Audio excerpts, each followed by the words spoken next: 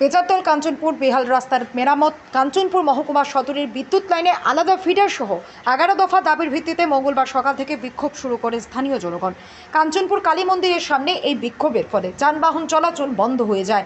এতে কাঞ্চনপুর, পেচারতল, ধর্মনগর, দশদা সড়ক যোগাযোগ বিপর্যস্ত হয়ে পড়েছে।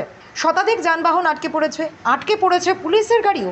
বিক্ষোভস্থলে ছুটে আসেন কাঞ্চনপুর মহকুমার শাসক অফিসের ডেপুটি কালেক্টর অনন্ত দাস।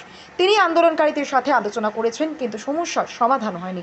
এদিকে কাঞ্চনপুর বিজেপি মণ্ডল কমিটি জানিয়েছে তারা এই আন্দোলনে নেই। এটা সরকারের ভাবমূর্তি ক্ষুণ্ণ করার চক্রান্ত। তাদেরকে মারাত্মক ক্ষতিগ্রস্ত করে তারা এই দোকানগুলো তাদের ভেঙে দিল। কোনো অনুরোধ তারা মানল না।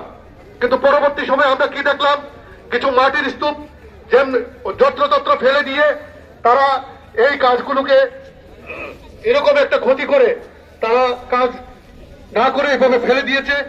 মানুষ যারা বাড়ি ঘরে যাবে, মাটির স্তূপ নিজেরাই পরিষ্কার করে বাড়িতে যেতে হয়েছে।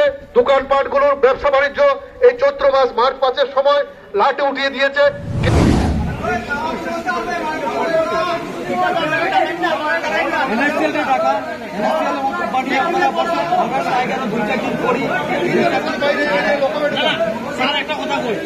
ঠিক আছে, টেকনিক্যাল ইস্যু বা কিছু আছে